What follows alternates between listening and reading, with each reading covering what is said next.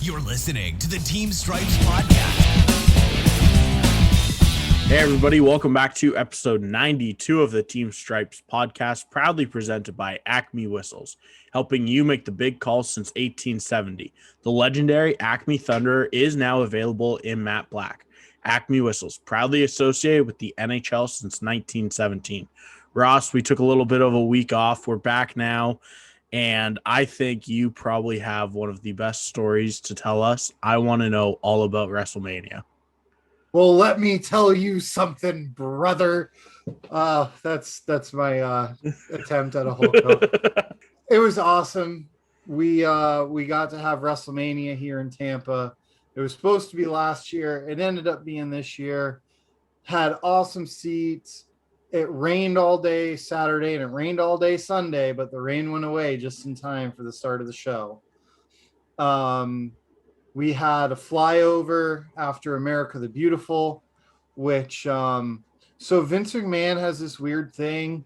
Instead of doing the national anthem, he does America the Beautiful before his events.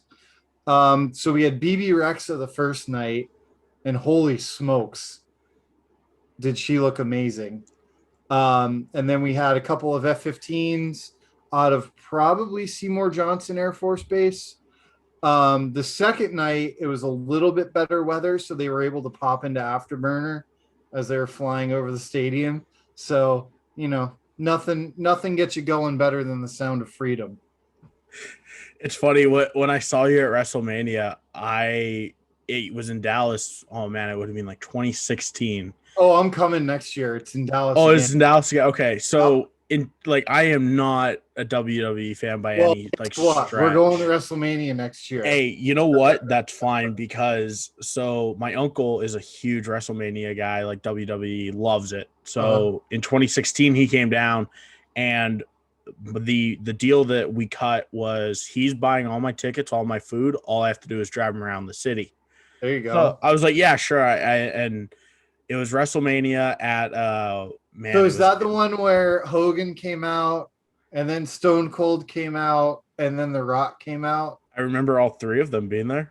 Okay, then yeah, that's the one. Yeah, no, I just remember going, and I was more so crowd watching than anything because it was a Cowboy Stadium. So like, no matter where you sat, you were 17,000 feet from the ring, but it was still awesome. Like, those things are crazy. When they say it is the greatest spectacle in live entertainment, they ain't kidding. No, it's something else.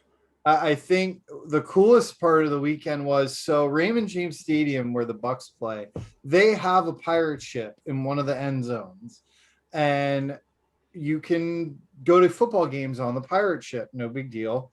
They have their I almost said Stanley Cup banner, but they have their Lombardi Trophy banner from 2002 hanging. Obviously this year's will get added. So Vince being Vince, what does he do? He builds a bigger pirate ship. So there is, on the field as part of the entrance, there's a bigger pirate ship than the Buccaneers pirate ship. Just because it was awesome. And then there was pyro, there were drones, there was live play out. So like a couple of bands were there to play the Superstars entrance music. For anyone, this could turn into a wrestling podcast very easily. Oh, I would have no clue where we're going with it. For anyone who watches WWE, WrestleMania is something that you have to do. And if you don't watch, check it out. It's very entertaining. It's a great escape from reality. It's a male soap opera, let's be honest. But it's fun. I enjoy it. Jamie Koharski got me back into it. So that's all we do now is like for pay-per-views, either he comes here to my house or me and my roommate go to his house. Because we're all wrestling fans. So like that's our thing that we do once a month is watch pay-per-views. But it's fun. WrestleMania was a blast. I got a lot of pictures and all that good stuff. So that's all I got on WrestleMania. Good. I mean, it looked fun. Like, oh, it was. It looked cool. I mean, I guess we should kind of go back to hockey now since we are not a wrestling podcast. And we can't. I mean, I have no clue what I would be talking about for All good. wrestling. I would just be like, well, one guy jumped on the other guy. They got It the was 1, 2, fun. 3. Yeah. I will say this though, there were about 30,000 people there, and wrestling is a sport or is an event that you have to go to with fans. Oh, It makes 100%. so fun, especially when the fans get into it. I mean, I'm a huge hockey fan, obviously. I referee this, that, and the other thing, but there ain't no live sporting event like going to wrestling when the fans are into it. It was, I mean, for having no clue like about the sport or anything like that, like WrestleMania was like an eye opener for me. Like just the amount of people that actually like loved it to death. I'm like, don't we know what's gonna happen here? And like everybody's like, yeah, like so and so is gonna fight so and so for this long, and then this is gonna happen. Yeah, everybody knows what's gonna happen. Yeah, it's predetermined. But you know what? That's the best part. I was blown away by it. You just got to take it for what it's worth, man. Suspend your disbelief. Hey, but if you come down next year, we'll definitely go. And then in other news, if anyone has cryptocurrency, I know you're having a great week. I know I am. I bought a boatload of Dogecoin, and it's made me a good amount of money this week. So I'm a happy camper. With that, now let's talk about some hockey. Yeah, we had the trade deadline Monday. Yeah, so trade deadline's Monday. No, it was Monday. Was Monday. Well, me and my roommate are in the car driving home from WrestleMania, listening to a sports talk station up in Boston do their WrestleMania post-game show, which they were dying laughing on the air. They're like, I can't believe they're letting us do a WrestleMania post-game show. And then the guy goes, hit the breaking news music. And the one guy that was on the wrestling show, he's normally the producer of their daytime sports program.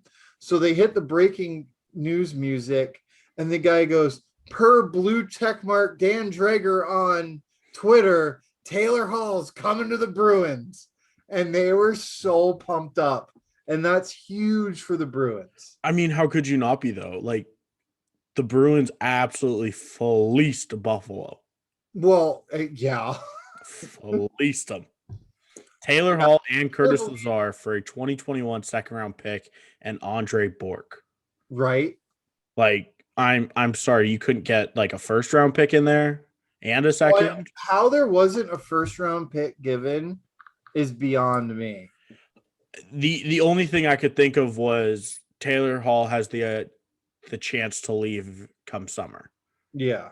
But still, I mean, there should be a first-round pick for him. Very true. I agree.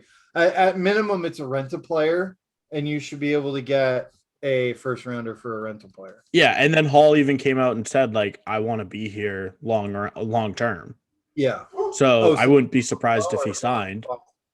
It wouldn't have been surprising if they gave him a second rounder on the condition of him not re-signing, but if he does re-sign, they get the first rounder.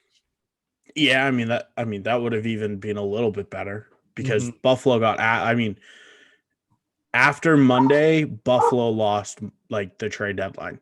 Yeah, they did. Buffalo could have like just fire sold their whole entire team, got 17,000 draft picks, and instead they go Taylor Hall and Curtis Lazar for a 2021 second round pick. Yep. Plus a player who. Well, and then on top of that, I have a feeling Eichel's going to go bye-bye this summer too. I would. If I was him, I'd say see you later. Yep, for sure. But on the flip side of the trade deadline, Toronto's going to win a cup. No. If they don't win the cup with the roster that they have, then there's another team in blue that's got something to say about it. You think Tampa? Duh. Think about it this way.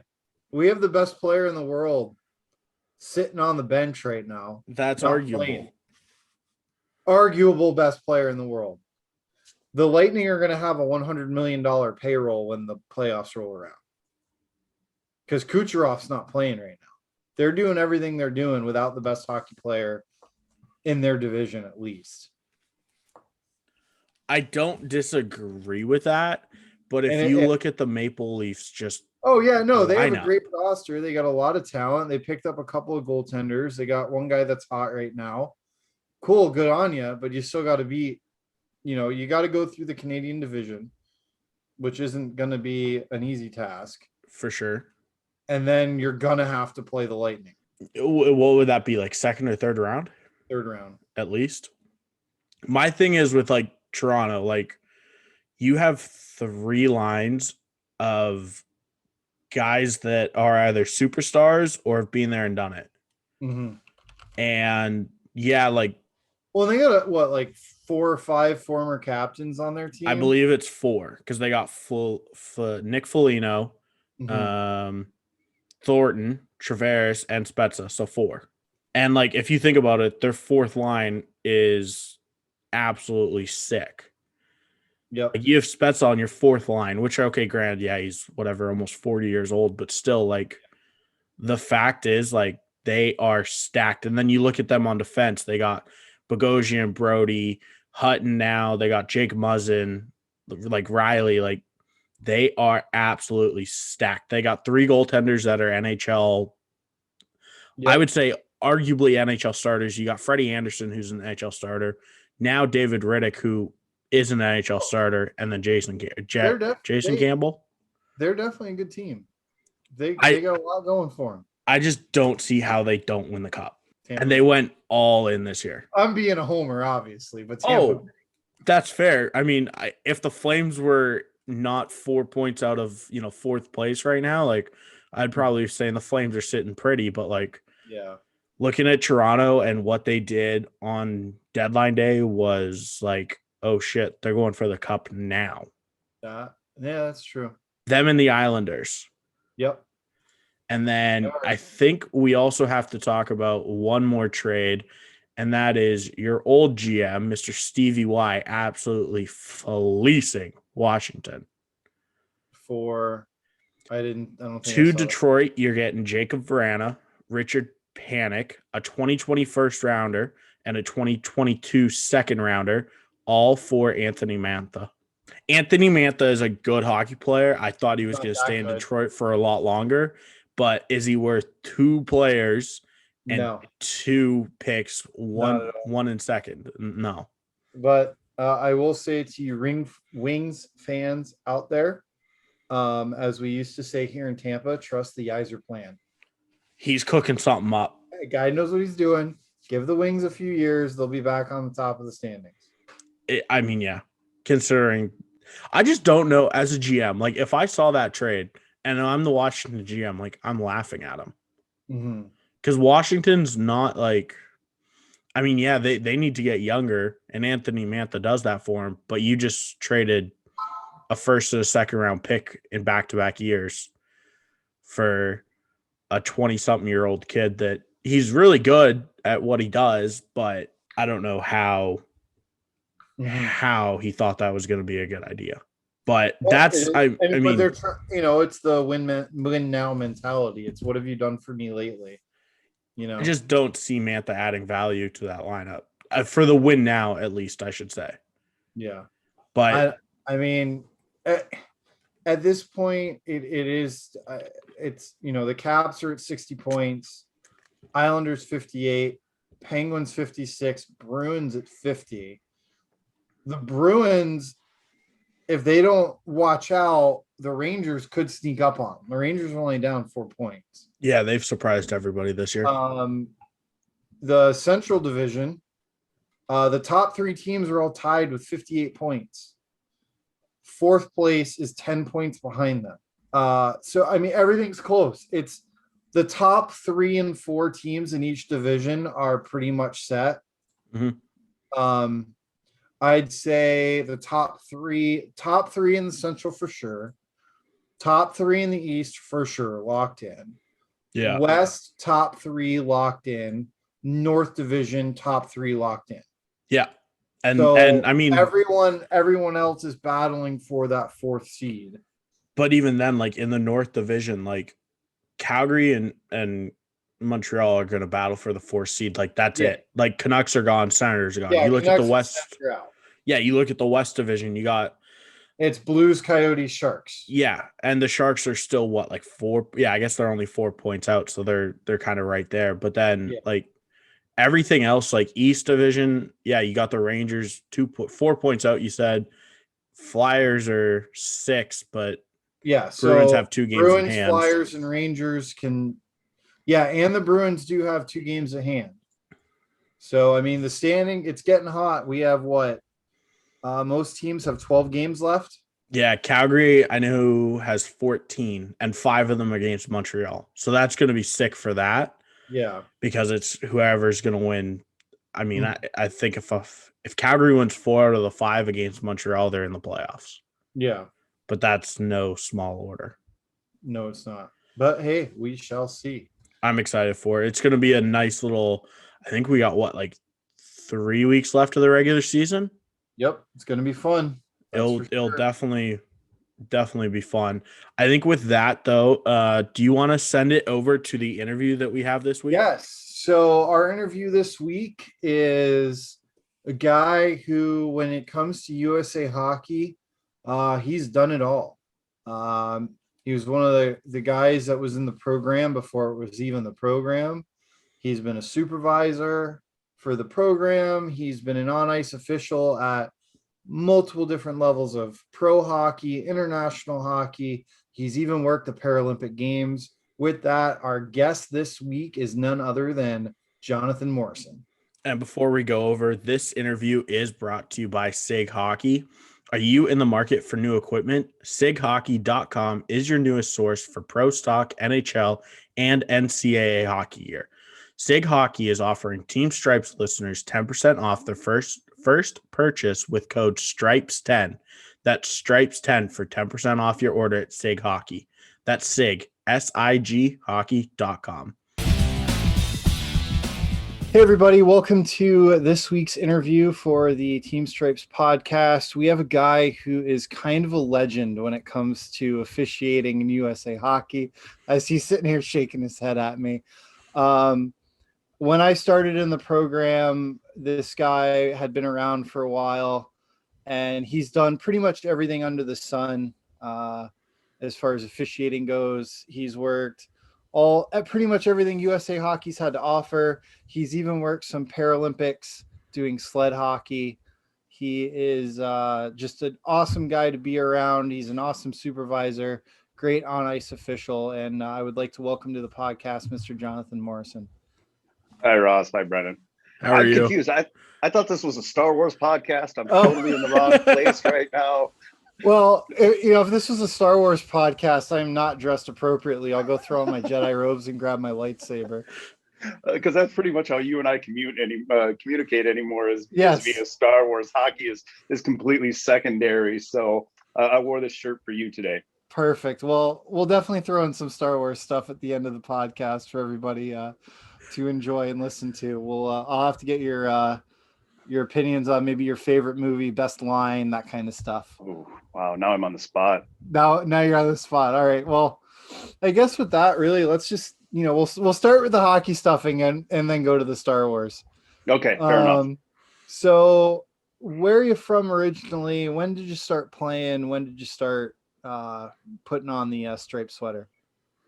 So I grew up in Mason City, Iowa. So if you look at a map and you've got Minneapolis and you've got Des Moines, along I-35 halfway between both cities is Mason City, Iowa. So I was born in Minneapolis. My parents grew up about 50 miles north of here. So I grew up here. And Mason City did not have indoor ice until 1983. And by then I was already 7. So I started playing on the outdoor rinks as a mite and as a squirt, probably like age 3 or 4 or whatever. So we got indoor ice in 83. I think I started officiating somewhere around 11 or 12 years old. My dad officiated in town, which was pretty much a volunteer position. Back then it was like anybody that could officiate, hey, you're going to go do this game. And then my uncle, John, was an official, worked the USHL, did a under 18s, did a World Juniors. And so it was kind of just one of those natural things. I looked up to those guys. I went to every Husky game in the USHL, went in the locker room between periods after the game, and just kind of fell in love with it. That's awesome. So growing up playing, you said you didn't have indoor ice until you were 7. You said that's Yep. So that's cool that you got to learn how to skate outside. I know, like for me, a Florida boy, I've only skated outside twice in my life. Yeah, it's been a while for me. Fair enough. So what did you, as a player, like, did you play junior? Did you get to midget? Like how long did you play, or how far did you go? Yeah, so I mean, we didn't even have midget hockey. We had Bantam hockey, and then we had high school hockey. And Okay. Iowa high school hockey is nothing to brag about. We have two guys who have made the National Hockey League, Scott Clemenson and Jed Ortmeyer. You know, Jed Ortmeyer's out of Omaha and Clemenson's out of Des Moines. Both those guys left to go play juniors. So, I played both JV and varsity hockey. By no means was I a great player. True story, finished my career in the penalty box. There you go. Yeah, that was the first year they introduced. Yeah, that was the first year they introduced 2 and 10 for spearing. Wait, give me a second to defend myself here. I came around and went to stick check a guy in the corner. My stick went right up here, his stick, and I stuck him right in the gut. And I thought I was getting a slashing penalty, whatever. And all of a sudden, a guy jumps in the box with me. I was like, "What are you doing here?" He goes, "Well, I'm serving your minor. You got 2 and 10." I look at the scoreboard. There was 8 minutes left. I was like, "Huh, this is how it's going to end." And that's how my playing career ended. And then I went to University of Northern Iowa, and they had club college hockey. Okay. Bad club college hockey. And during the tryout, it was everybody that I either played with or against in high school hockey. And when the guy next to me on the bench just puked everywhere, I was like, "That's it. I'm going to go referee. I'm not dealing with this." And I literally walked off the bench and haven't had a stick in my hands since. Awesome. Yeah, that kind of sounds like the end of my career. I stopped playing in high school, and I was just like, "Yeah, I'm done with this." So started refereeing. There you go. When you'd already been refereeing a couple of years at that point. Obviously, you said you started pretty young. Yeah. What did you do working up, through the ranks, kind of like everybody else, like working local stuff, working travel? Like, talk about that part. I mean, we had travel hockey and local hockey in North Iowa, but it wasn't anything crazy, right? I mean, it wasn't a big assignment to work travel hockey just because it wasn't great hockey, right? And that's not a hit against hockey in Iowa by any stretch. As soon as I got out of high school, I was immediately doing high school hockey. And my freshman year of college, I actually got mono in the fall. And so I couldn't skate. And I got greenlit in mid-January to get back onto the ice. And I had my first game in the USHL at the end of February in 1993. And I mean, I kind of got really thrown into it. I have a picture of me from that game, and I look at it and I look like a fish out of water. I mean, honestly, I'm like, there's no way I was good enough for that level at that time. So USHL, it was junior then, correct? Because it's been junior probably since the 80s, I think, is when it switched from being pro to junior. Yeah, it was senior men's. I want to say back in the 70s. My uncle worked that. I don't know when it switched over, but when I was in it, it was junior. It was junior. So we had the North Iowa Huskies, which is now Cedar Rapids. That franchise moved there. Okay. So you hadn't skated. You were coming fresh off of mono. You worked some high school games, and then, okay, here's a USHL assignment. Have fun. Yep. That's wild.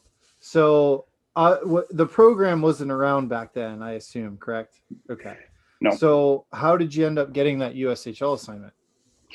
Well, it was actually, I bartended that summer, and this guy kept coming in to watch the Stanley Cup Finals, the entire playoffs. His name was Steve Mccall. He was the director of media relations for the USHL, and he was actually also working for the North Iowa Huskies. And I just got to know Steve. I mean, he's a guy in Iowa watching the Stanley Cup Finals. And so he put me in touch with the guy who was running it at the time, was a guy named Steve Kmeyer out of Waterloo, Iowa, who, knew of my family. And Steve McCall sent me a letter. We actually mailed letters back then. Yep. I mailed a letter to Steve Kmeyer, and he's like, well, he goes, I'm going to give you your first game. He's like, I'm going to put you on the ice with your uncle. He'll show you the ropes. And unfortunately, my uncle got sick that game, and my local mentor had to jump in, but they got me through it. Awesome. So then from there, like, how did things progress? Like, you've done a USHL game. Did you get more and more, or how did it go from that point? I kept working Iowa high school. That was a way for me to both line and referee to kind of not figure out what I wanted to do, because trust me, I wasn't trying to figure out if I wanted to be a referee or line. I just enjoyed it. Yeah. And so I was working high school hockey. I started working club college hockey at like Iowa State and things like that. I mean, back when I was there, that was a big deal in that old barn. And just, kept with the USHL. My first, I guess we'll call it full year in the USHL, Scott Zingerman from Omaha was the referee in chief. And, I was young. I'd travel. I went to that tiny barn in Sioux City more often than I, care to remember, for $50 and no mileage and no hotel and no nothing, and just went there to survive in that rink. And just kept grinding away at it. And when I was in college, I could either, that club college story I told you, I could either pay to play really, really crappy club college hockey or get paid to referee. Yeah. Super easy decision when you're in college, right? Oh, 100%. 100%. So like my friends were doing whatever, sitting around in the dorm or their apartments or whatever when I was in college, and I was going to Sioux City and Omaha and Des Moines and having a blast. And it turned into a snowball that got bigger and bigger and bigger. Yep.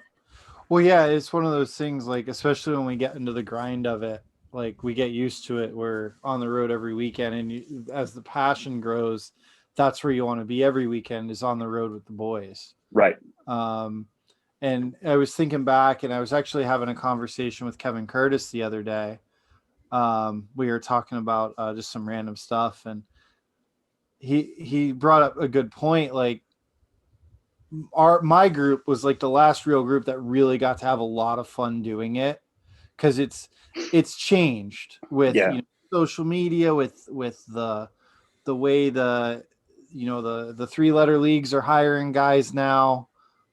Things are a lot different. Whereas like when you're coming up, or when I was coming up, doing the AJ and the Met and the NA and the USHL, all that good stuff, like the amount of fun that we got to have off the ice, obviously, we weren't stupid about things, right? But, just being around the guys and like going out after the game, doing all that kind of stuff, like that is really why I kept doing it. That's why I still referee to this day, is, I want to be around the guys, not the game. That's part of it, but being around the boys is the best part. And I think that's one of the reasons it's been such a grind this year. Like for me in college hockey, it's been an absolute grind, because it's just been, you go in a day early, you get your COVID test, you go to the hotel, you get takeout, you wake up in the morning, you get your COVID test, you go back to the hotel, you get takeout. And it's just like this rinse, repeat. And I think back to when you're talking about all those special memories and things that you got to create. One of my best memories has nothing to do with officiating, but I remember going to see, who was the pitcher for the Cubs? It's not Kerry Wood, but Price. No, Price would have been more recent. Why am I drawing a blank on his name? Anyway, Derek Berkebile and Travis Smith were living together in Des Moines, and he goes, "We got to go see this guy pitch at the Iowa Cubs." And it was a horrible, horrible April day, like rainy and 50 degrees. I'm like, man, I'm not going to the ballpark today. And so we go to the ballpark and we watch this guy gets called up AAA. He strikes the first side out in 10 pitches, the second side out in 11 pitches, and then hits 2 bombs. He was a man amongst boys. And we froze to death of that game. And I feel so bad that I can't think of his name right now.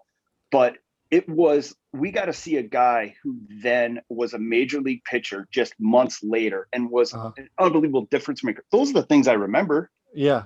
That was the fun. And if I had been an official, I never would have met those guys. I never would have had that experience. Mm-hmm. Ain't that the truth? Like all the little sidebar stuff like that, or like when my first year out of the military, when I was full time with the SP, I spent the first part bouncing around between the Chicago apartment, Toledo, a couple other places, and like I'm hanging out with a couple of the boys. We're sitting on one of the guy's girlfriends lived right in downtown Chicago. We're sitting on the roof with the skyline looking out, having a few beers, just enjoying the life. Exactly. So all that kind of stuff that goes, that comes with it is what makes it awesome. So you've done the USHL for a few years. Then when'd you break into, doing pro hockey or, I think my first pro game was in 1997. It was in the old IHL. Okay. And that's before the IHL was reborn. That's when the IHL was kind of the American League for older. The American League was younger players. The IHL was older players. Yep. So it was those career guys that not necessarily were NHL caliber talent, or maybe they were, but they were on the tail end of their career, making a couple bucks. And man, was that good hockey. Oh, my first game had Peter Nedved playing in it. He was holding out against Pittsburgh for more money. And he was playing for like Long Beach or Vegas or something like that. And I had my lineup card, and I'm not even kidding you. Fast forward to 2013, I run into him at the World Championships in the hallway in Stockholm. And I'm like, Mr. Nedved, I got to tell you a story. I was like, you played in my first professional hockey game I ever refereed. It was an exhibition game in the IHL in Omaha. And he goes, I remember that. I was holding out for more money. And I was like, yes. That's so freaking cool. Yeah, I worked with legendary IHL and East Coast League linesman Jerry Burt from St. Louis. That guy brought more people into pro hockey than anybody, I'm sure, in the Midwest. Like he was, if you were going to work your first pro game, that's who you skated with. And they never sent me a rule book. They sent me a crest, told me where to go. So I'm like, okay, I go to do a game. And I was like, before the game, I was like, hey, Jerry, like, what are the rules here, man? And he's like, oh, man, you'll be fine. And I was like, no, seriously, what are the rules? And he goes, yeah, whatever, you'll be fine. Look, we're going out on the ice. We're getting ready for the national anthem. I'm shaking in my boots. And he goes, you were kidding about that rule thing, right? I go, no, man. I have no idea what the rules are. So, yeah, I got a crash course on high sticking, offsides, icing, hand passes there in about 15 seconds we played. Nice. And that was also 2-line pass and touch icing then. Oh, yeah, big time. Yeah, that was fun. How was doing 2-line pass? I just missed out on that. It was, man, did you have to be dialed in? Because there were so many intricacies to the rule that nobody besides officials knew. Where like you could catch the puck on the other side of the line as long as you didn't proceed the puck across the line. So if a guy threw like a rainbow pass like this, and the guy waited for the puck to cross and then went across, he could go catch that pass. Yeah. And people would lose their mind. And then the other thing was you'd get the guy who was offside at center ice, and then you'd get the potential license. So the D-man wouldn't touch the puck, right? Yeah. And so then the other guy had touched the puck thinking he was going to throw it out to the front, and some guy was going to bury it. And you blow the whistle and signal too. And everybody was like, what the heck just happened? So I miss it, but don't miss it because you were directing traffic the whole game. Yep. Yeah, man. I know in talking to a few people about it, it was extremely complicated. And the higher up you went, the harder it got. And let's be honest, that rule was specifically in place so the referee could keep up with the play. Sure. Yeah. Big time. Like that's really what it was. And then obviously when the NHL went to 4-man, 2-line pass could go bye-bye because they didn't need it anymore. Yeah. Yep. And college never had it. Oh no. Okay. No. I couldn't remember whether or not they did. No, we had a blast from the past a couple of weeks ago. I think it was beginning of January. I was doing a Big Ten game, and Fred Pletch, Jesse Pletch's dad, was doing color commentating for the Big Ten Network. We called the long bomb offsides play. And Freddie Pletch on air goes, oh, they must have called 2-line pass. And so I clipped it and I sent it to Fred and I sent it to Jesse. And I go, Jesse, how old is your dad? Like, what's going on right now? And did we give him the gears? And I saw Freddie a couple of weeks later at another game. I was like, 2-line pass, hey Freddie. He's like, oh man, bad moment. And I'm sure most of the people watching were like, what the hell is he even talking about? Exactly. There was pass? There was 3 people in the barn who 3 people watching that game that knew what he was talking about, and they were just like, okay, Fred. That's awesome. So you're doing the IHL, doing the USHL. So doing a lot of that kind of stuff. And then when abouts in your career did like the program come about? And so what was your involvement? The program started in 98. I think 98, 99 was the first year of the program. And that year I lived in Des Moines, lived on 22nd EP True. My roommate was Brian Pakmara. And that was the first year of the program. Mm-hmm. And our first meeting in Spooner, Wisconsin for the program full-time camp, there was 8 of us. Oh, wow. Okay. That was it.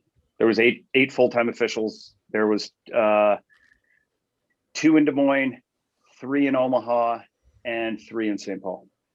That was it. Wow. And you guys were just working strictly USHL and some pro stuff, right? Yeah. We were working USHL. Brian Pakmara opened the door for ODP guys to get into the ECHL because they loved him, rightfully so. I mean, Brian Pakmara was one of the best referees I've ever skated with. And so he opened that door because Brian, his first year in the USHL, he had come from the NA. He was skating in the ECHL. So he really opened that ECHL door, 22, 23 years ago.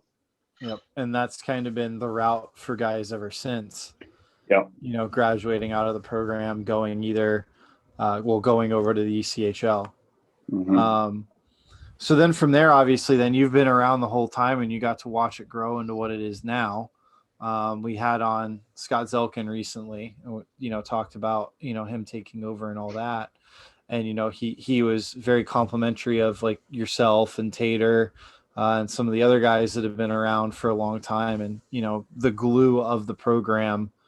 I know for me, like my first year in, I'll never forget you supervised me in Marlboro. Oh yeah. What a rank. What a rank that place is. And I think you were going back and forth because we had an AJ game and a Met game on the ice at the exact same time. And I think I was on the AJ game, but I'll never forget. Like, I think it was maybe the first or second time meeting you. You had on like this long trench coat and like, I just remember being kind of scared of you because like, oh no, like, oh God, Motown's here. I better skate my tail off. But like you're one of those guys that's just been a staple of the officiating development program. So then obviously from there, you're progressing, you're working pro hockey, and then you get involved with, I guess we can talk about the Paralympics too. Like, how did that come about? So in 2005, my first game of the year was an American League game in Omaha. I was working with Justin St. Pierre and Dan McDougall. And I had just finished a summer camp in a real humid barn. I'd taken my half shield off because it kept fogging up, right? Yeah. Yep. Got to the rink, first game of the year, don't have a halfer. Omaha's a brand new team in the American League. I don't know the equipment guy. I'd been wearing a halfer for years. I didn't want to ask him for a half shield. So I go out and I skate without one. 9 minutes, 32 seconds into the game, puck takes a funny bounce off the stanchion, hits me right here. Of course. Crushes in my zygomatic arch, my cheekbone. So I skate over to the equipment guy. I get knocked down, obviously. I'm not cut. It didn't hit me hard enough to cut because it hit my temple protector, but caved in. And they're looking at me and they're like, are you okay? And I'm just, I'm dizzy. They're like, well, you're not cut. They're like, you want to keep going? And I look over at my partner. It's his first program. He is literally shaking like a leaf. I'm like, well, I can't leave him out here. Yeah. So I finished the game. Justin is flying out of Des Moines. We had driven from Des Moines. They want to send me to the hospital in Omaha Justin's like, no, we need to go. And I'm sorry, this is a long story, but this sets this whole thing up. He's like, no, we need to go to Des Moines. I got to fly out in the morning. We'll take you to the hospital in Des Moines. So I remember waking up on the road trip. We're halfway on I-80 to Des Moines. I look up, Justin has my car pegged at 100 miles an hour. And they've already given me like 3 Vicodins, so I don't care. I just fall back asleep. So I'm out. I'm out for 6 weeks. Got to go under the knife, get my cheek fixed, all that stuff. And, you know, I was pretty down in the dumps about it. And Brand goes, hey, Scotty Brand goes, hey, this guy might call you about sled hockey. I was like, sled hockey? What is sled hockey? Like, you know, there wasn't sled hockey on YouTube back then. So I got a call from Scott Brinkman out of Buffalo, New York, introduces himself. He says, hey, I got your name from Matt Leaf. I thought you might be interested in officiating sled hockey. And I had never seen it at that time. He goes, I'll send you some DVDs. You can kind of figure out what the sport is about. He goes, I'd like to bring you to Colorado Springs for a USA, Canada, Germany kind of round robin tournament. And he goes, I'm going to bring you and Scott Bockel. You'll referee, he'll line.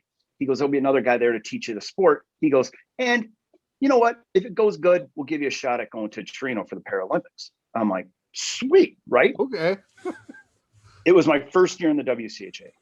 So I'm like, oh man, I got to call Greg Shepard, tell him that, you know, I might be gone for 2 weeks in March. So I was like, hey, Mr. Brinkman, I said, at what point in this process am I going to know if I'm going to Torino? Because I got to let this guy know that I'm not going to be able to skate. He goes, let me start over. Congratulations. You've been selected to go to the 2006 Paralympic Games in Torino. And I was like, oh, crap. I need to figure this sport out quick. And so we went to, about a month before we went to Torino, we went to Colorado Springs, worked like 6 games, and man, just baptism by fire. Just, you know, Scott McDonald from Canada just taught us the game. And you know, Scotty and I had a great run in Torino. You know, we worked the gold medal game and again, just snowballed from there and, you know, been going with it ever since. Yeah. And I've gotten to see it. I still haven't had the chance to actually work any sled hockey games. So for our listeners out there that don't necessarily know what sled hockey is, definitely check it out. It is an absolutely awesome sport. Those men and women that do play sled hockey are just absolutely unreal athletes. Oh, unreal athletes and even better human beings. Oh, yes, 100%. Yep. 100%. I've gotten to meet a few, and it's just absolutely humbling, and especially like being, in my case, being a veteran and having met a few that, you know, that are wounded veterans. Just like, man, those guys give it their all. And I tell you, those guys can wheel on the ice. That's for sure. Some of the double amps, or guys who, you know, have spina bifida and just don't have that mass out in front of them, you know, what they can do in terms of speed and agility and puck movement is just unbelievable. Such a fan of the game. It's certainly fun to watch. So at this point now, so you've done Paralympics. When was you, so you're, you know, you got your IHF and all that kind of stuff. What was your experience working like that kind of stuff? Cause I think you said you've done some world championships, done some world juniors as well, I believe, if I'm not mistaken. Yeah. So, I mean, it started out like any American, you're going to go to a D3 event. So I went to Mexico City Division III men's, true story, work game that was 48-0. And I got Mexico's end twice. So I picked up, you know, approximately 30 pucks out of the net. No, I'm sorry. I got Armenia's end twice. It was Mexico versus Armenia. Armenia got smoked 48-rip. First tournament. Then I went to the under 18s. Didn't have a great under 18s. That was that first tournament in Fargo. Went back, did a Division III again back in Mexico City, and then got assigned to the 2011 World Juniors, which was in Buffalo, and was fortunate enough to be able to do that tournament with Keith Cavall, who I had worked in the USHL with. He and I are friends. Even, you know, back then we had done the under 18s together, and you know what, the stars aligned in Buffalo. Yeah. You know, the U.S. gets knocked out in the semis. It's Canada, Russia in the gold medal game, and they tap both Keith and I to do that game. And you know, What to be was able to that work.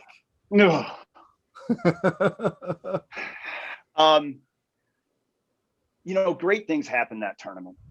Kevin Minch out of the Western League was the main supervisor at that event. And I had a great relationship with Kevin prior to that. I had worked a handful of games for him in the Western League. He had supervised in the ODP.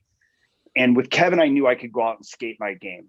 You know, I don't want to, you know, sound like Herb, but skate your game, right? And that's what I had written in my book, skate my game. I could do the things that a North American official does that usually very much upsets a European supervisor. I could go out and do those and know they would be all right with Kevin.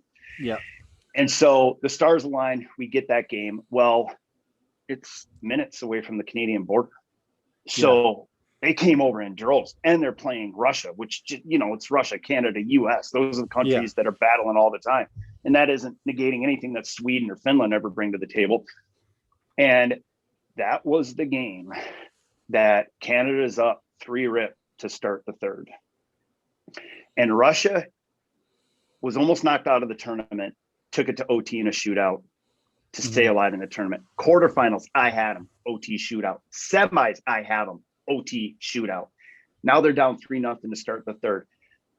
The younger guy who kept opening, who like kind of escorted us on and off the ice, he turns to me and Felix Winnikins out of Germany. By the way, only game I ever worked with him, ever. Didn't work with him during the tournament. We get thrown into the gold medal game together, whatever, you guys will figure it out. He had already worked the Olympics at that point. And so the kid opening our door, he goes, man, this game's going to get ugly. You guys are going to be pulling bodies apart for the next 20 minutes. It's going to get ugly. I go, dude, you haven't seen anything yet. And I go, just wait. 8 minutes later, it's 3-3.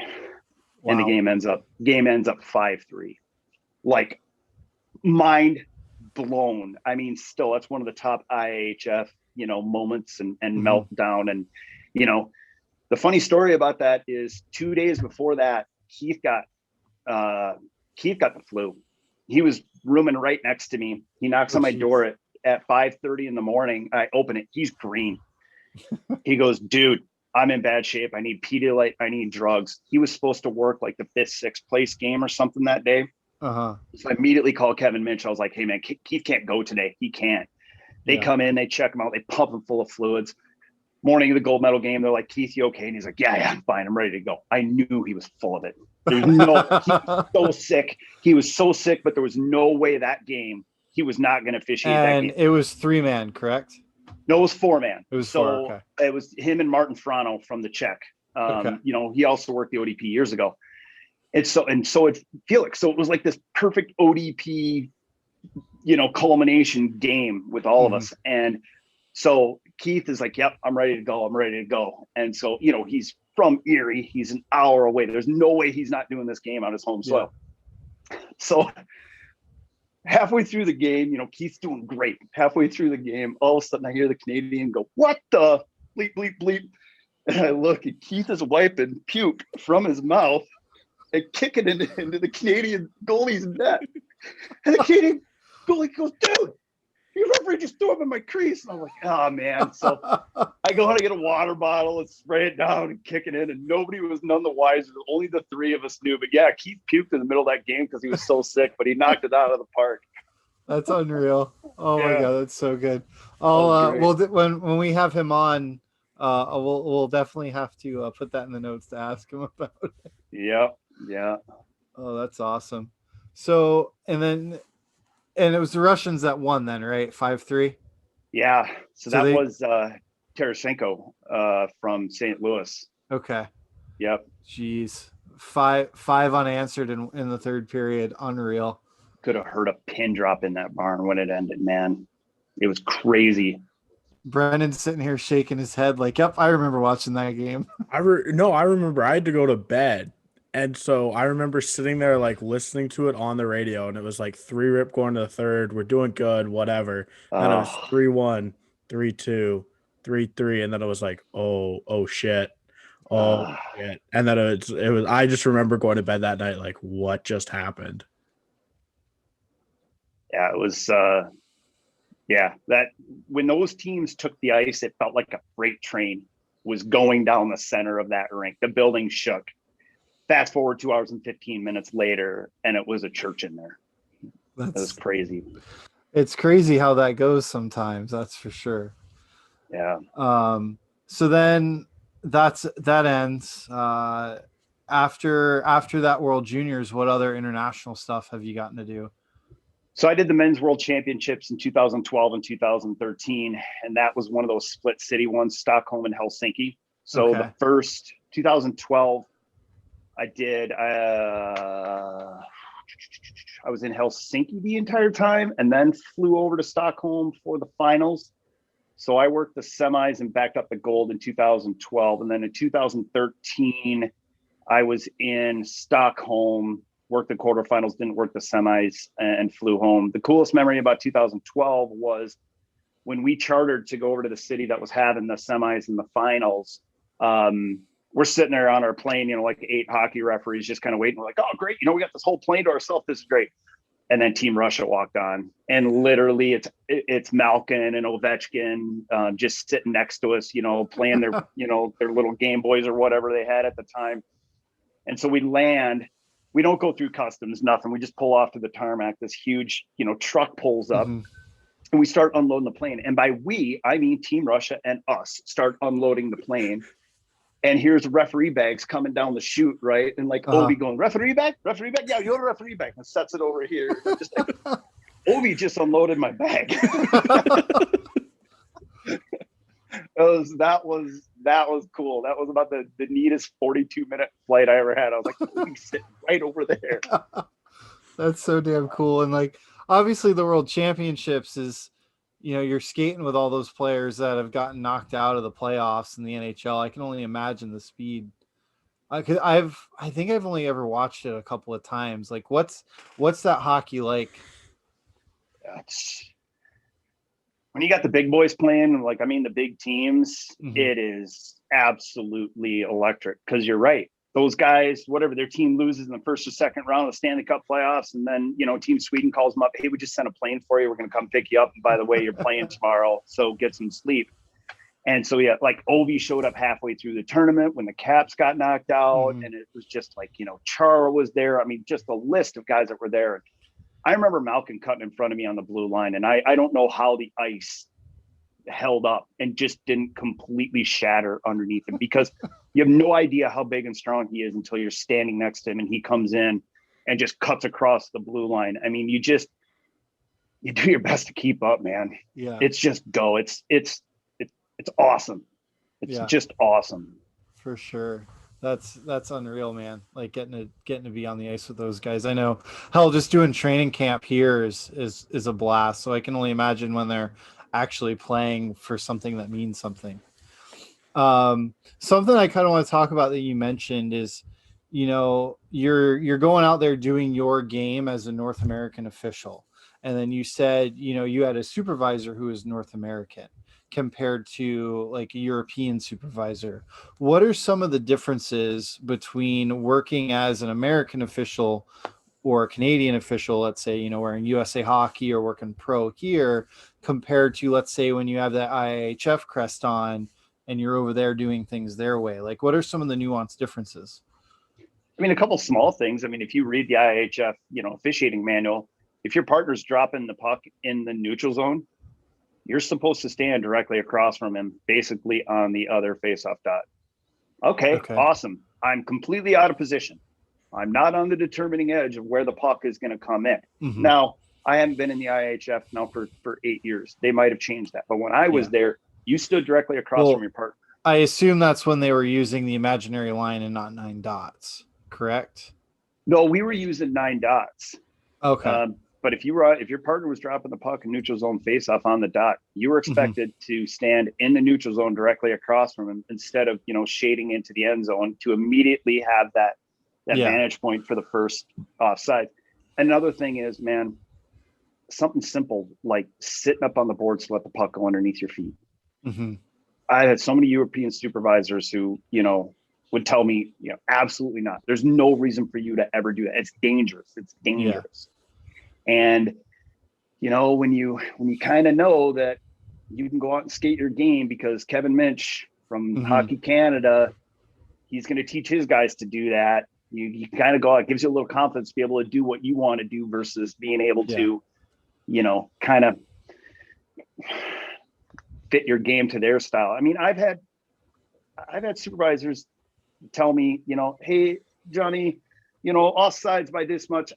Okay, player earned that. Like, what? It's either on or it's off, man. There's no, and I had that same supervisor, true story, tell me, it's okay, this much, it's fine. That same supervisor had the stones to come into my locker room after the game with a laptop in 4K and slow it down frame by frame by frame and zoom in and show me a play that was offsides by this much that led to a potential goal scoring, and then chew my butt about it. I'm like, you kidding me, man? That's wild. Did you tell him he earned it?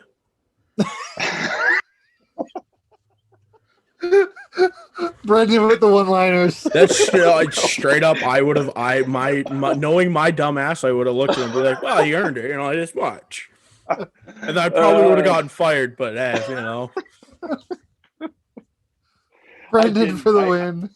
I needed you in my corner. I needed you as like like the cut man in boxing. The guy who's there. I need you in my corner, and just like I'm sitting there staring at the laptop with a blank face, and you come in from the corner and go, "Did he earn it?" I remember, like, in those little differences. I remember a guy telling me, like, he went one guy that went to the Olympics, NHL linesman. He was telling me when he would go shag the puck for icing, blow a whistle to her arm in the air.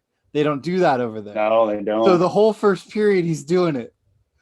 So he gets off the ice, and I guess the supervisor said something along the lines of, like, "What are you doing? Are you trying to, like, show us up here? We don't do that kind of stuff." Yep. That's the little things, man.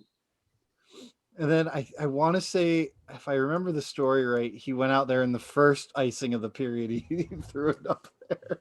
But then the rest of the time he didn't. Yeah. Yeah, I used to grab my pants. If I was skating down for an icing in an IHF game, I'd grab my pants so I wouldn't throw my arm in the air.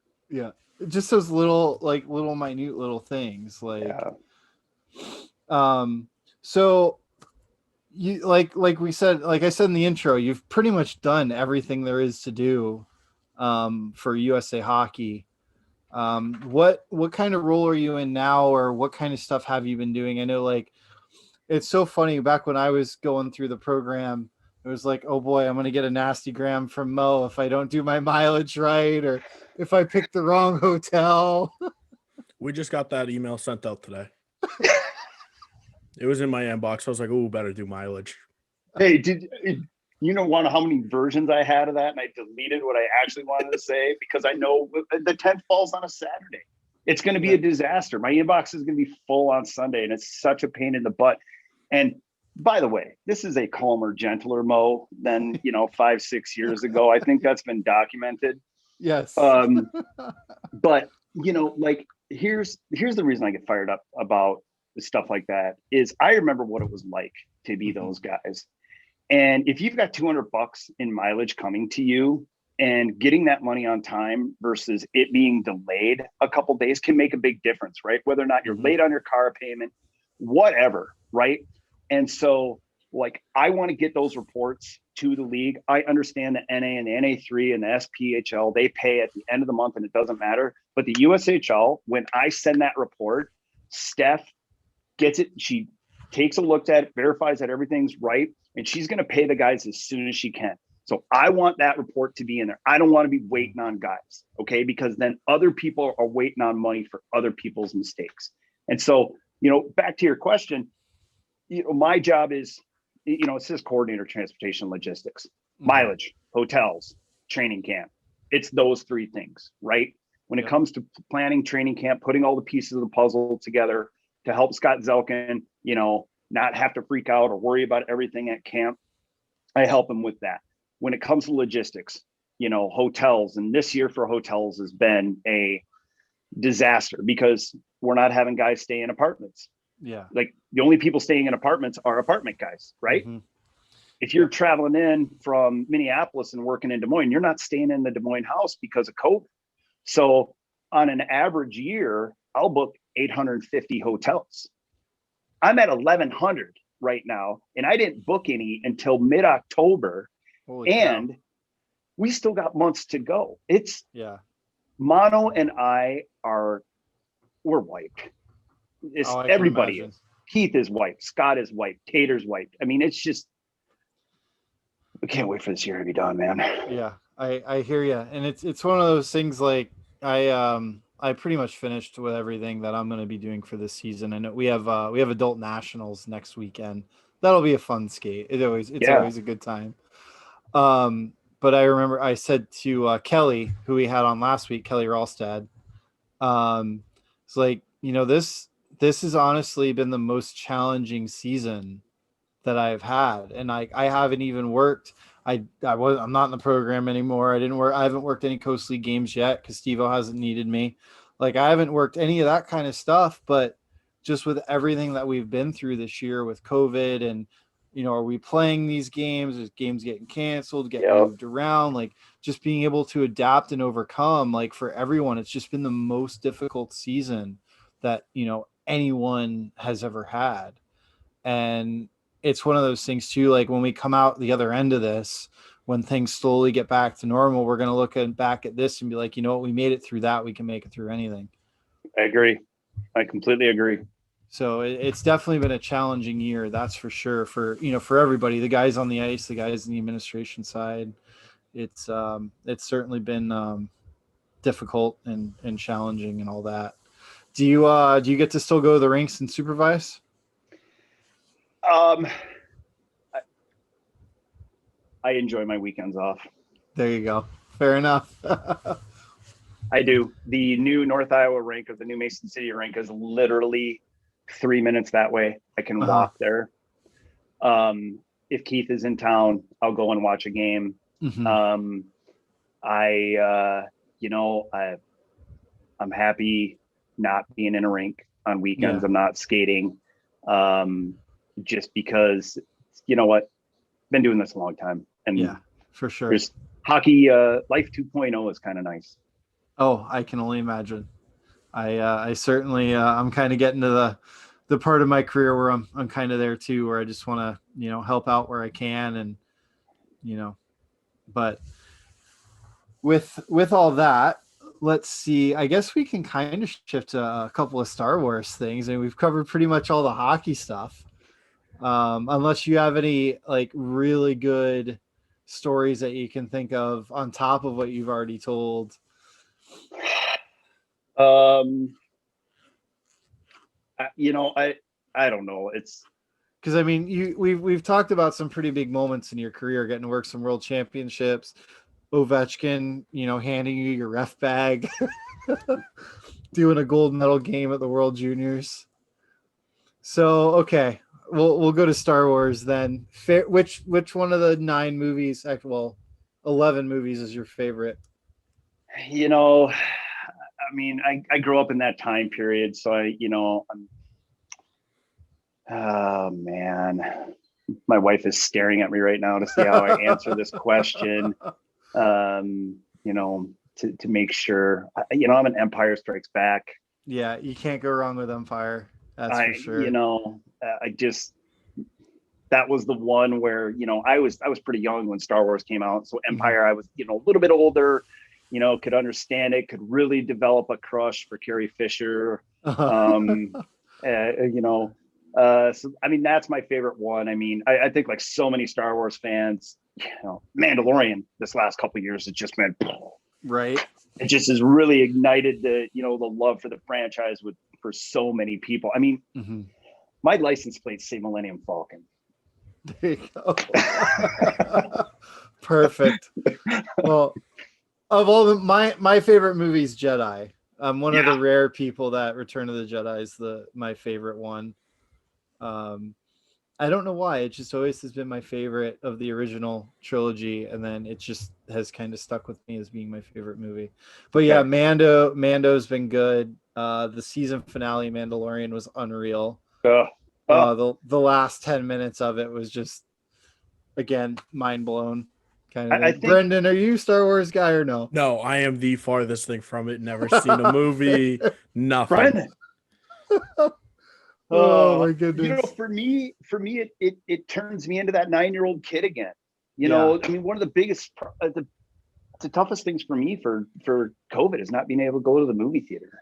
Oh, Just losing myself and being immersed in that. And maybe that's why, hockey has been a good escape this year. It's just like, okay, when the puck goes down, boom, you got to flip the switch, right? Yep. You got to be ready to go for the next 2.5 hours. And, that's been the escape. And, I'm very fortunate in the conference I work in the Big Ten. I primarily work, Minnesota, Wisconsin. I went to Ohio State 5 times this year. We don't have, local officials there. And so it was a pretty easy trip for me to drive up to Minnie and fly there. And I'm so fortunate in the guys that I get to work with in the Big Ten. They're awesome officials. They're guys that I want to be around. And that's not a hit on any other conference, but, I really, really enjoy and appreciate the conference that I work for. Nick Bradshaw and Sam Shkowski out of Minneapolis are 2 of the best damn linesmen in America, hands down. Those 2, we call them the Twin Towers. When those 2 are together, they're going to be lights out. Nick Bradshaw, I'm saying it now. If that guy had started officiating sooner than he did, I never would have skated with him because he would have been in the National Hockey League. That guy is that damn good, and to be able to skate with those guys, and there's so many other guys in the Big Ten that are just as good as those guys. But that's what I love about it. I'm still skating with young guys. We're still hungry, guys that I got to help along the way. And, that's what kind of got me through this year. Yeah, for sure. Not being able to go to the movie theaters has definitely sucked. We watched Kong versus Godzilla the other night on the couch, and it wasn't the same as being in the movie theater. No, not when you can hit pause and, go microwave some food. It's not the same. Yep. So really, I guess with that, Brenden, do you have anything for Mo? No, I mean, thank you for coming on. I do remember, though, it was my first year in the program, and I was 18, and I probably skated 4 games that year. But apparently, this was when we could still stay in apartments, and you sent somebody somewhere, and they were unhappy that they had to sleep on a couch. And I just remember an email, and it was short and sweet, and all it said was, if you don't like sleeping on a couch, get better at hockey. That was it. And that was like, I was 18, and I remember, like, I got that email. I was like, shit, like, is this the program? Like, what am I getting into? And I was just like, I still love that email to this day. Like, I love it. Oh, I'm sure over the years I've had a few too that I've had a good chuckle at. I know for me, I was always like, okay, I got to make sure I do this right because I don't want to piss off Mo. Oh yeah, doing my mileage, I'm like, gotta be perfect. Like, I'm checking it with like last month's just to make sure it's good. I'm horrible. I know. It's such a disaster because we have all these leagues and they only want to pay for what they're responsible for. So it's complicated, not by design. It's complicated out of necessity, and I hate it. And I have talked to so many companies to figure out how to do our mileage also. Otherwise, I can't figure it out. And Brenden, I love that you bring up the whole if you don't like it, get better at hockey. Every time I send one of those emails out, and I haven't done it this year, because it's been a weird year. But years before, it's usually, if you don't like it, get better, get out, right? And every time I send that, Bruce Vita, who is a referee in the WCHA, used to line in the Big Ten. He always calls me instantly after it comes out. And he's like, it's my favorite email of the year. Just for you guys, I'll find a reason to send that thing out the next month or two. Perfect. That's so glorious. So glorious. I love that one. Well, with that, Mo, thank you for your time. We appreciate you. Thank you for everything that you've done as far as being a part of USA Hockey. And I know, like, you were one of the guys I definitely looked up to when I was coming through, because, like, myself being a linesman, like, you kind of got to find the guys that are really good at the job. So, and you were definitely one of them. So appreciate you. Thanks for the time. And with that concludes this interview for the podcast. And now we'll go back to finish out the episode. Thanks, guys. I appreciate it. Appreciate everything.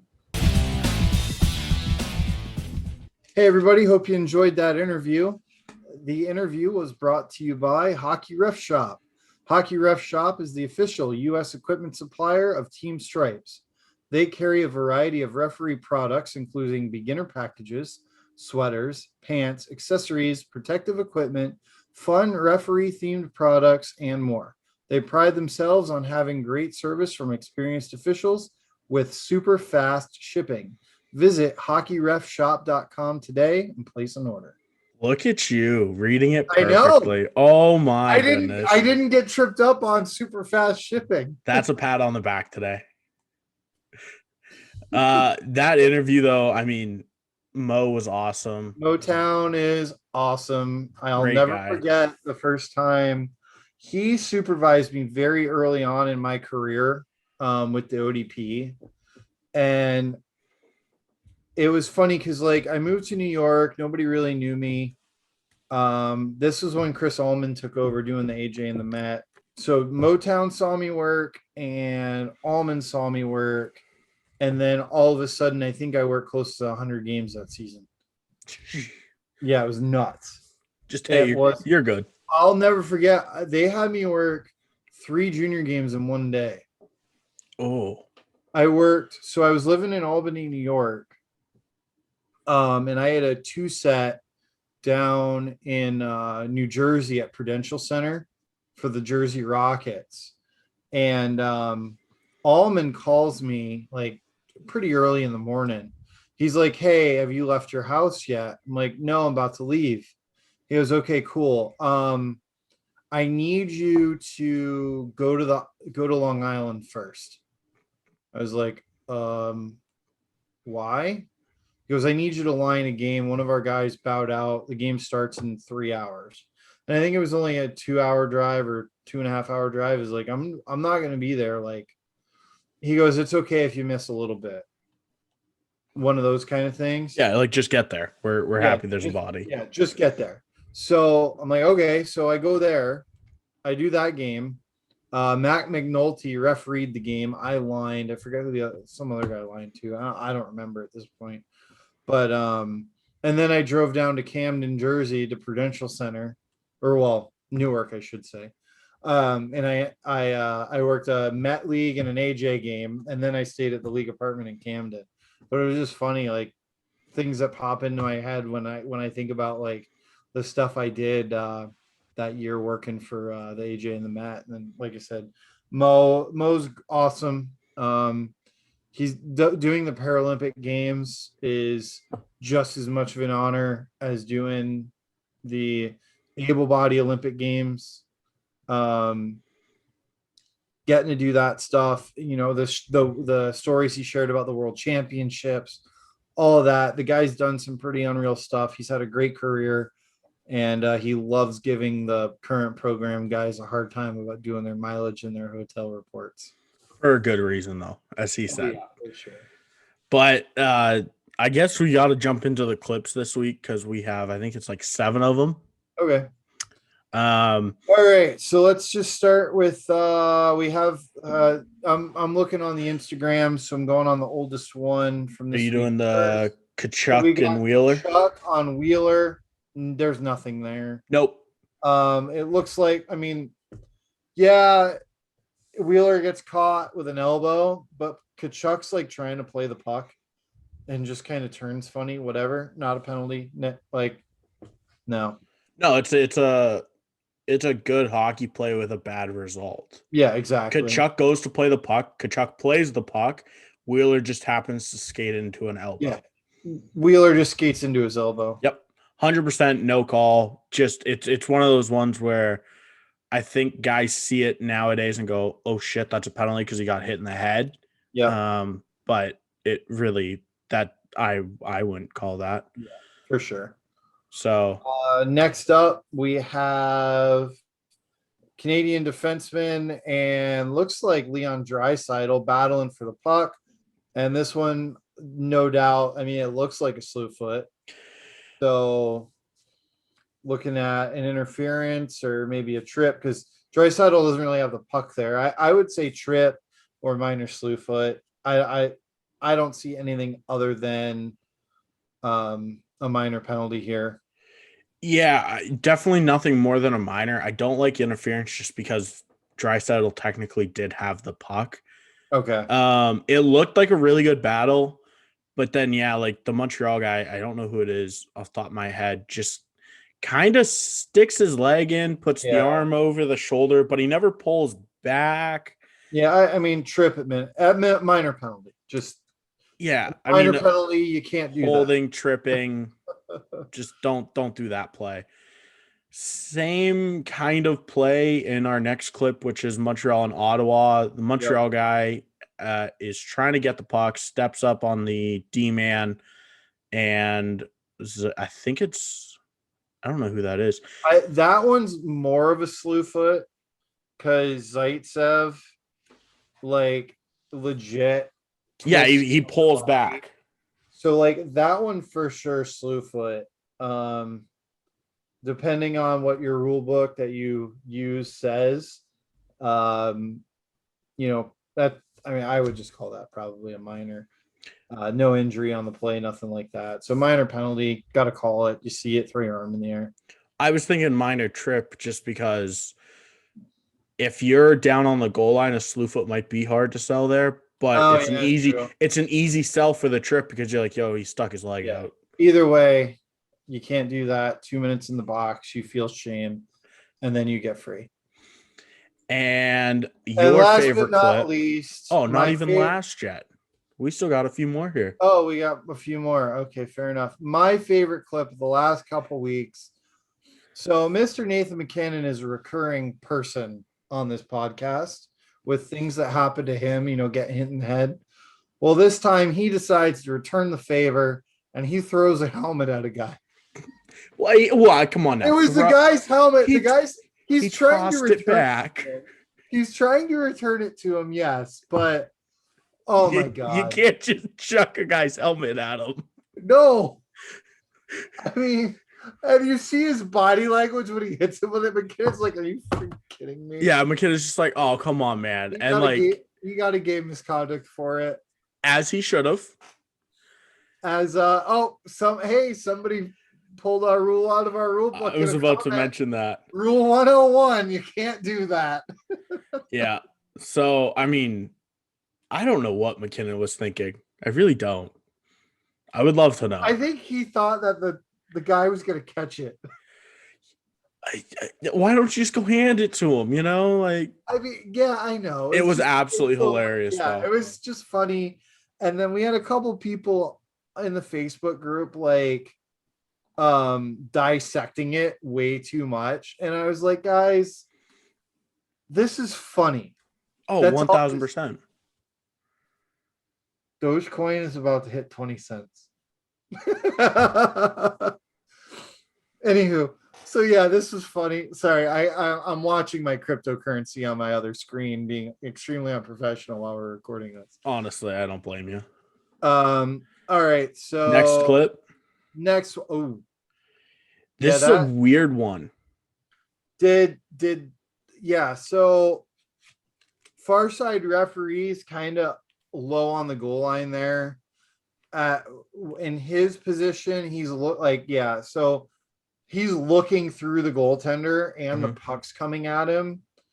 This is a high guy call, in my opinion. This is a high guy penalty call. My question is, what are you calling? Because I saw that clip and I said elbowing, head contact, or interference. Pick your poison. I'm not going interference there. I don't blame you. So USA Hockey Youth, I'm just going 2 and 10 head contact. I agree with that. Making it easy. Any other rule book?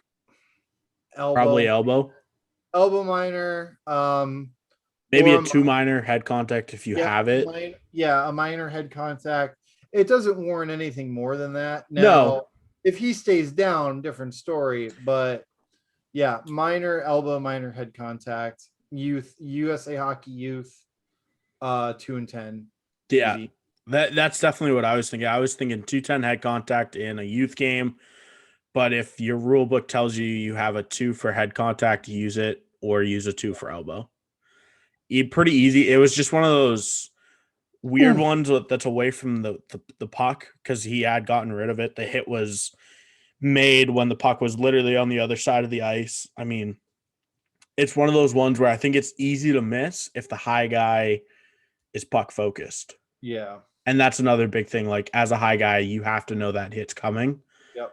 And Well, it's ready the for hard it. eye, soft eye thing. Like knowing too, like as the back referee there, that the low referee, okay, my partner's on the goal line. This hit's happening directly across with the net and the goalie between my partner and the play. And the puck's coming towards my partner. Well, yeah, exactly. So my radar's up there and I'm watching it Mm-hmm. instead of, lollygagging or whatever. And I'm sure the guys on the ice made the appropriate call there.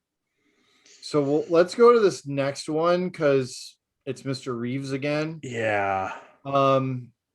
Major game, match penalty. I'm going major game elbow. More major game head contact. One of the head contact, elbow. Yeah. Done. No questions asked. So USA Junior major game, youth, either major game or match if you feel like it. I'm fine with major game. I think match is a bit much. College rule book, DQ.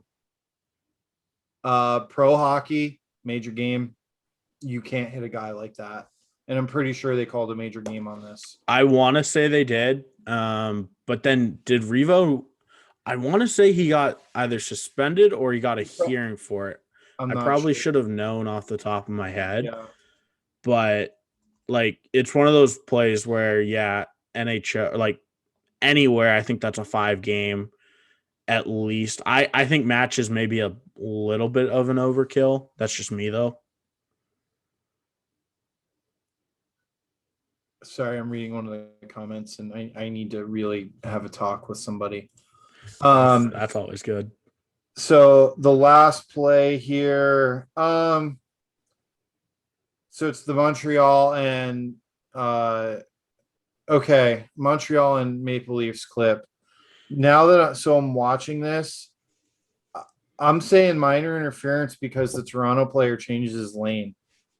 I agree. 100. Like, it's one of those ones where it almost looks like a good battle, but the more you sit there and watch it, you literally see the Montreal guy know he's going to get beat and stop moving his feet, change his lane, and cuts off the angle. Now, the argument is he cuts off his angle probably a foot before the puck. Still interference, though. Yeah, I mean, he changed his lane, like, simple as that. But I also think in a 2-1 hockey game halfway through the game, it could potentially be a no call. But Toronto's on the power play in that clip. Yeah, so with them being on the power play, you're calling that 100%. And not because, it's your makeup call. It's because when you're on a power play, you don't get any freebies. Is at least how I view it.